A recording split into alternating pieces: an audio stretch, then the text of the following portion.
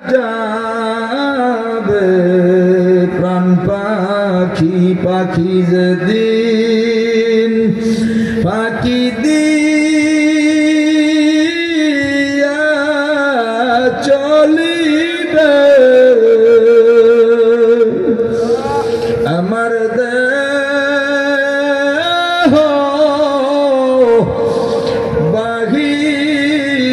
বাহিরেতে নামাইবে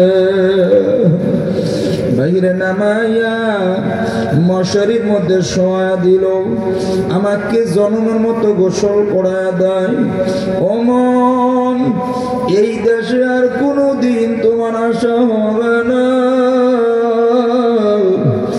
সুন্দরভাবে গোসল করাইয়া এবার বিদেশি প্যাকেট বানানোর জন্য আমাকে একটা কাপড়ের প্যাকেট বানায় কত রং বেরঙের কাপড় পরতাম কত মানুষ ওই পোশাক দেখে আমার দিকে তাকাইতো আজকে এমন একটা পোশাক আমার গায়ে লাগায়া দিল আমার দিকে ভয়েও কেউ তাকায় না আমার দিকে ভয়ে কেউ তাকাইতে চায় না এরপর আবার মাথায় একটা বান দিল মাজার মধ্যে একটা বান দিল পায়ের মধ্যে একটা বান দিল বিদেশে যখন মাল পাঠায় তখন ওই মালটারে কত সুন্দর করে প্যাকেট বানায় আমাকে এই দেশ থেকে আর এক দেশে পাচার করবে আল্লাহ এখন সুন্দর করে প্যাকেট বানায় দেয় মাথায় বান দিল মাথায় বান দিল পায়ে বান দিল এবার নিজের দিকে তাকাইয়া মনকে প্রশ্ন করেন মন নিজেকে কেমন দেখা যায় মাথার বান্ধে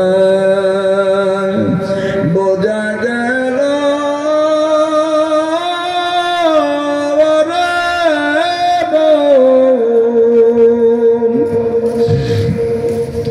আর কোন দিন মাথা নাড়ার শক্তি নাই মাদার বান্ধে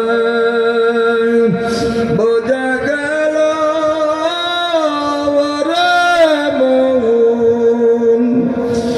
আর কোন দিন উঠে বসার শক্তি নাই পায়ের বান্ধে বোঝা গেল আর কোন দিন হেঁটে চলার শক্তি নাই আমার খাটিয়ার ভিতরে চড়াইয়া এবার আমার লাশটা বাড়ির আঙিনার ভিতরে ফেলায় রাখলো আত্মীয় স্বজন বন্ধু বান্ধব এসে এক নজর দেখে আর আমার দিকে তাকাইয়া আফসুস করে আর বলে কালকের একত্র হইয়া বয়ান শুনছিলাম কই আমার সুখের বাড়ি কই আমার শখের সংসার সব কিছু ফেলে অন্ধকার কবরের দিকে রওনা করলাম সুখের বাড়ি শখের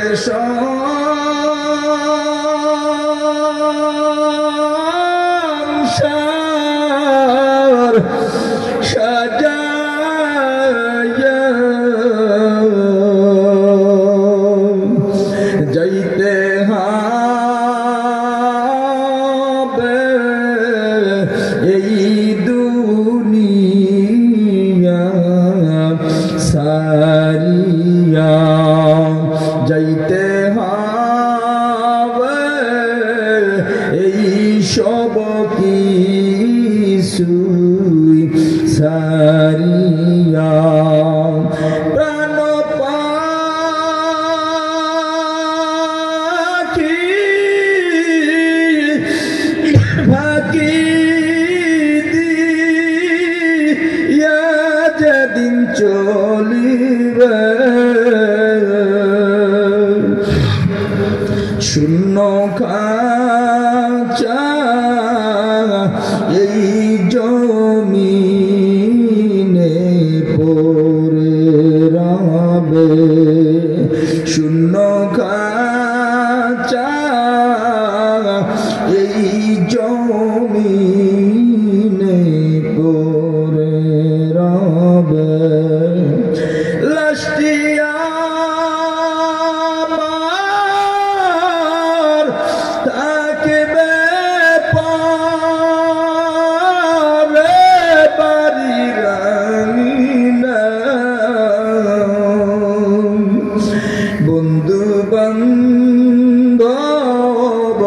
কাঁদবে তারা আমি না থাকায় ছেলে মেয়ে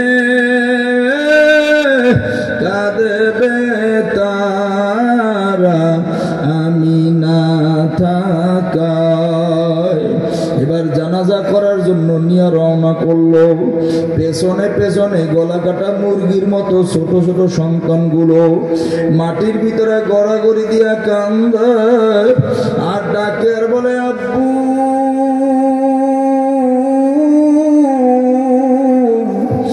এতিম বানাইয়া যাইও না। জানাজার নামাজ হয়ে গেল, আমাকে নিয়ে রওনা করলো অন্ধকার কবরের দিকে। হে আল্লাহ পাকের বান্দারা, কত বড় বিশাল বিল্ডিং, কত বড় ঘর, আলোর ব্যবস্থা বাতাসের ব্যবস্থাও তো আছে, তারপরও একা থাকা যায় না, কত রকম ভয় লাগে। আর বাসা থেকে বহু দূর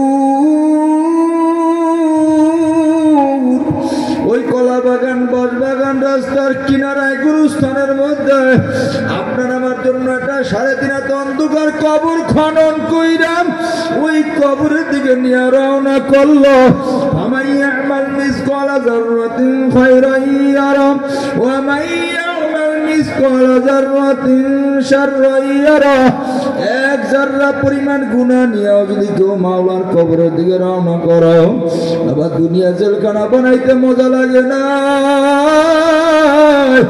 দুনিয়াতে যা মনে চায় তাই করো, কবরের দিকে নিয়ে যখন রওনা করবে, কিতাবের মধ্যে আছে গুনাহগার নাফরমানদেরকে নিয়ে যখন রওনা করবে, গুনাহগার নাফরমান চিল্লাইবার বলবে, ও আমার ভাই, ও আমার ছেলে, ও আমার আব্বু, ও আমার বন্ধু,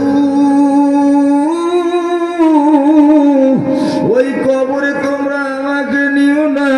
হে বাবা, তোমরা তো দেখো না আমি যে গুনাহ করছি, আমি যে অন্যায় করলাম, আমার গুনার কারণে আমার কবরে একটা নয় দুইটা নয়, আমার কবরে আল্লাহর জাহান্নামের 99টা সাপ আইসা আমার দিকে হা করে তাকায় রইছে।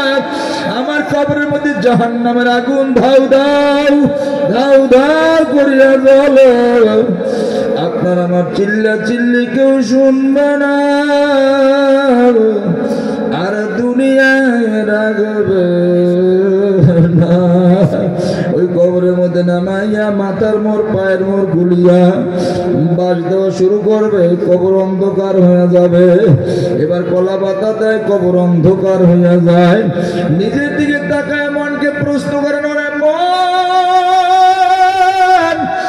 একা একা কেমনে থাকব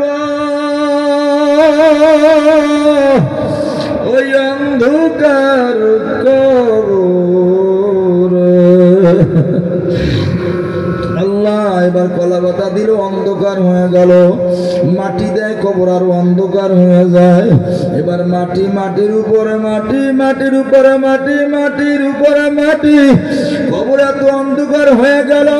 আমার দুই পাশের মাটি এসে এমন ভাবে চাপ মাইরা বলবে, এক পাজরে হাড়গোড় গুলি ভাঙ্গিয়া চুরি অপার পাজরের মধ্যে ঢুকিয়া যাবে। আমার মাওলার জাহান্নামের আগুন ধাউ ধাউ ধাউ ধাউ করে জ্বলবে। জ্বালনা দরজা কিছু নাই, আর পালাইয়া যাওয়া যাবে না। জ্বালনা নাই রে, দরজা নাই রে, কবর বন্ধু নাই রে, বান্ধব নাই রে, কবর সাপ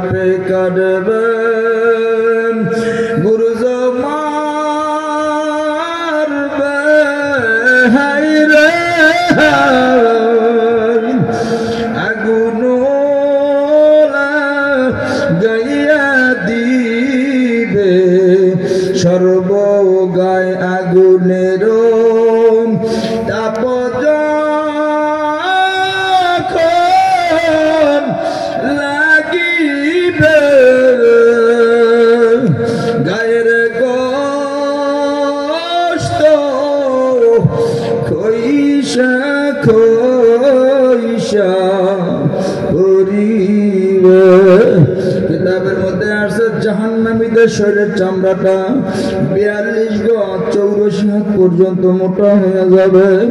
জাহান্নামের আগুন লাগার সঙ্গে সঙ্গে ওই 84 হাত মোটা চামড়াটা জ্বলতে জ্বলতে জ্বলতে জ্বলতে জাপাস করিয়া খুলিয়া পড়িয়া যাইবে, আবার নতুন করে চামড়া গজাইবে, আবার আগুন লাগাই দেওয়া হবে, আবার জ্বলবে জ্বলবে, আবার জাপাস করিয়া পড়িয়া যাইবে, আবার নতুন চামড়া গজাইবে। মানুষ মরবেও না বাঁচবেও না, কেমনি বাইগা যাইবা, জানলা দরজা নাই, আর বলাইয়া যাওয়া না। নারুন হামিয়া, নারুন হামিয়ার তাফসীরের মধ্যে রাখে একটা মানুষ যখন সমুদ্রে ডুব দেয়, তাকায় দেখে সামনে পানি, পিছে পানি, ডাইনে বামে উপর নিচে পানি, চতুর্দিকে পানি ছাড়া কিচ্ছু দেখে না। নারুন হামিয়া, নারুন হামিয়ার তাফসীরের মধ্যে লাগে একটা জাহান্নামীর ধইরা যখন ধাক্কা মেরে জাহান্নামের মধ্যে ফেলা দিবে, জাহান্নামী দেখবে আগুন আর আগুন, আগুন আর আগুন, সামনে তার আগুন, পিছে তার আগুন, ডাইনে তার আগুন, বামে তার আগুন, উপরে নিচে আগুন আগুন আগুন, জানলা দরজা কিছু নাই, আর ভাগিয়া যাবে না। আল্লাহ পাকের বান্দারা, কবরের যাত্রীরা, ওই কবরে যাওয়ার পরে মা নাই, বাবা নাই, ভাই বোন, আত্মীয় স্বজন কেউ নাই। জোরে ইমানি আওয়াজে কন, ওই কবরের মধ্যে আপন হবে কে? আরো জোরে কন না কে? ওই আল্লাহর আপন বানাইয়া আল্লাহর কবরে যাব, কে কে রাজি না? নারে তাকবীর! দুইটা হাত করে আল্লাহ দেখেন, আল্লাহ আসামি যেমন সারেন্ডার করে তাকায় দেখো, দুইটা হাত বাড়ে তোমার কাছে সারেন্ডার করছি আল্লাহ, তোমার আপন বানাইয়া তোমার কবরে যাব। আল্লাহ বুঝি নাই, বুঝি নাই, মাফ করে দাও। মায়ের কাছে হাজার অন্যায় কইরাম, সন্তান যদি গভীর রাত্রে গিয়ে বলে ও মা দরজা খোলো, বাইরের আওয়াজ ভাল লাগে না, ও মা বাইরে অন্ধকার আমার ভয় লাগে রে মা, মা কিন্তু দরজা না খুইলে পারে না। তুমি তো মায়ের থেকে কোটি কোটি গুণ মহব্বত বেশি করো। তোমার বন্ধুর হাত পরে ডাকতেছে আল্লাহ,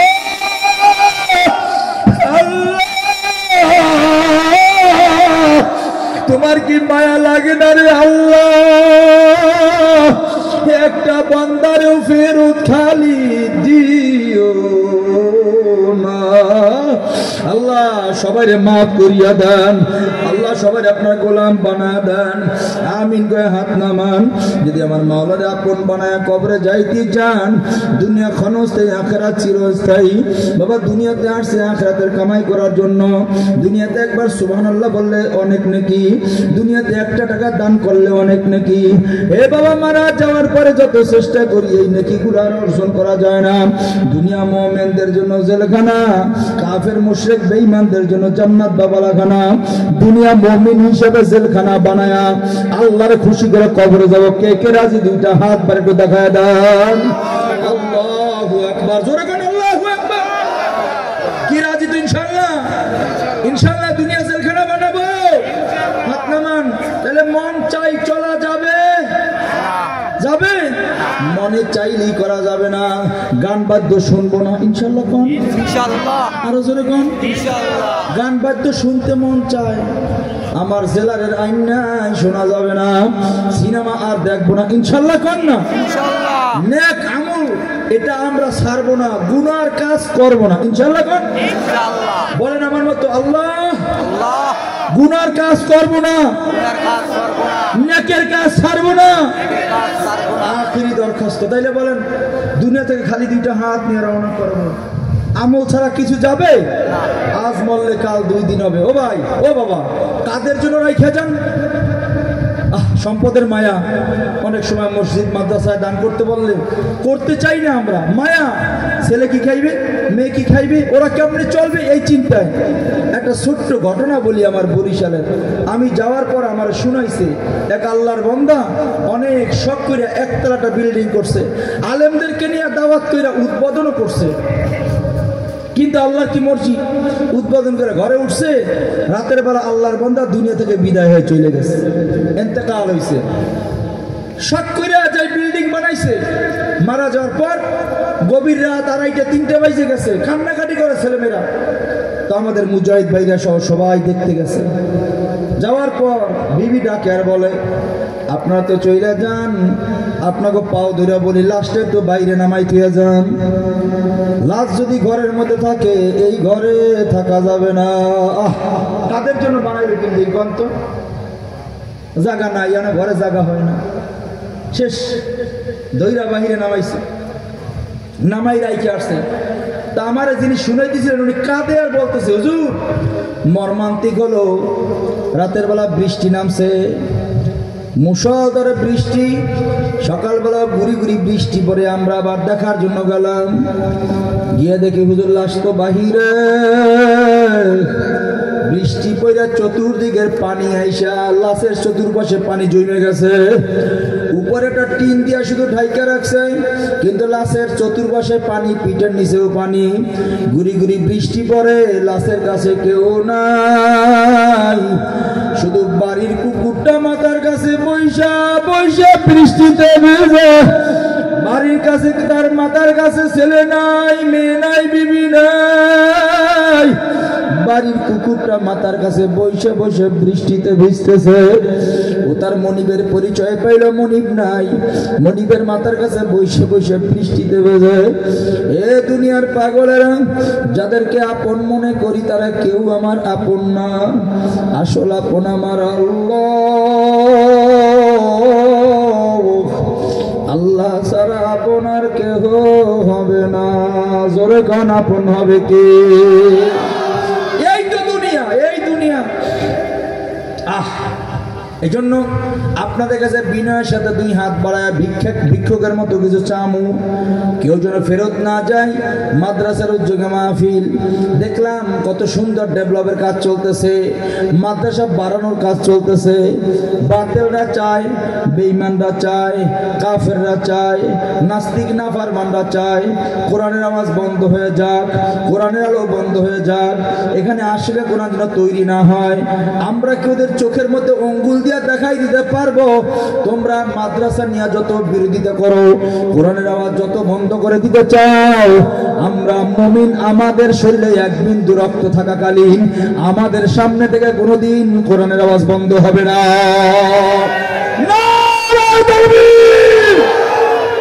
দেখাই দিতে পারবো তো ইনশাআল্লাহ।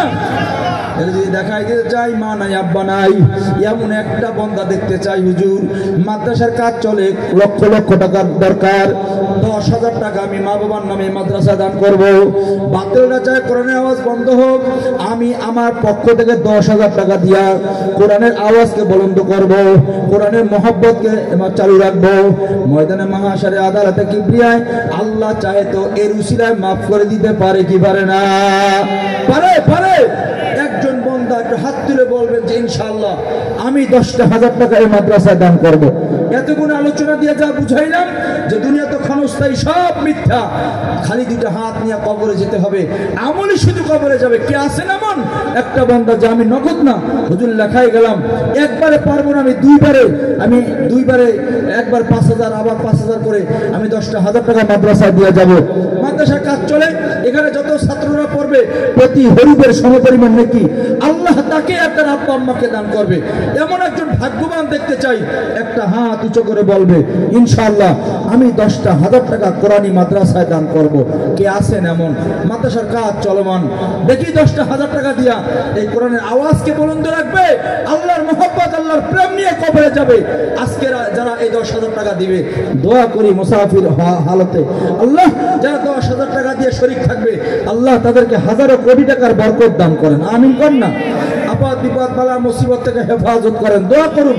একটা বরকতি হাত দেখতে চাই। 10,000 টাকা নগদ নাই, লেখায় যাবেন, আপনি আস্তে আস্তে পরবর্তীতে দিয়ে দিবেন। কে আছেন এমন মা বাবার আশেক, মা বাবার প্রেমিক যে মা বাবার নামে 10,000 টাকা দান করবো? কে আছেন? 10,000। একটা বন্দা চাইছি, একটা, আল্লাহ ফিরাইয়েন না। আল্লাহ অসুস্থ হালাতে, মুসাফির হালাতে পাইছি, আল্লাহ ফিরাই দিয়েন না। আল্লাহ একটা বন্দা দেখতে চাই, 10,000 টাকা আল্লাহ দিয়া ধান বোঝে মন। নিতে লাগে কতক্ষণ, বেশিক্ষণ লাগে না। নদীর এপার ভাঙে ওপার গড়ে, এই তো নদীর খেলা। সকালবেলা আমির রে তুই ফকির সন্ধ্যাবেলা।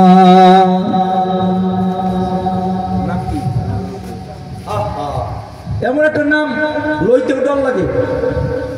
আমার শায়েকের নামে নাম, চরমনার পীর সাহেব হুজুরের নামে নাম। আমার ভাই রেজাউল করিম কোরআনের এই মাদ্রাসার খেদমতের নিয়াইতে আল্লাহ 10,000 টাকা দান করলো। আল্লাহ দানকে কবুল করে নেন, দানের খবর মদিনাতুল মুনাওয়ারায় পৌঁছায় দেন। আব্বা আম্মা সহ সবাইরে মাফ করে দেন, আমিন কর না। আল্লাহ কবুল করেন, মঞ্জুর করেন, জানে মানে বরকত দান করেন। আল্লাহ নামের সাথে আমলেরও বরকত দান করেন, আমিন কর না। আর কেউ আছেন 5,000 টাকা দিবেন এমন কে আছেন? 5,000, 10,000 একজন চাইছি, আল্লাহ মিলাই দিছেন। 5,000 টাকা কে আছেন? অসুস্থ তো দেখতেছেন, কথা টাইনা রাখতে পারতেছি না, ছুইটা যাইতেছে। বেশি কষ্ট না দেই, সংক্ষেপে বলে ফেলি ভাই, 5,000 টাকা দিয়ে শরীক থাকবো এমন কে আছে? মায়ের নাম আলহামদুলিল্লাহ। ভাই নাম কি? নাম কি ভাই? সুমন ভাই। আল্লাহ সুমন ভাই, বাসা কোন জায়গায়? কাছেই। সুমন ভাইটা সামনে আসেন, মোবাইল নাম্বারটা দিয়ে যাবেন। ও ছাত্র গার্জিয়ান, আলহামদুলিল্লাহ 5,000 টাকা। ওনার ছেলেও মাদ্রাসায় পড়ে, আল্লাহ ওনার ছেলেকে হক্কানি আলেম বানায় দিয়েন, জবানারা বনিভা বানায় দিয়েন। আল্লাহ এলেমের নূরে গোটা দুনিয়াটা আলোকিত বানায় দিয়েন, আমিন কর না। 5,000 টাকা একজন পাইলাম। দ্বিতীয় নাম্বার ভাগ্যবান কে আছেন? 5,000 টাকা। দোয়া করুন আল্লাহ আপদ বিপদ বালা মুসিবত যেন না হয়, মেডিকেলে যাওয়ার না লাগে, হসপিটালের বেডে শোন না লাগে, আল্লাহ যেন অসুস্থ না বানায়, সুস্থতার নিয়ামত দান কইরা আল্লাহ ইমানি হালাতে দুনিয়ার জমিনে বাইচা থাকার তৌফিক দান।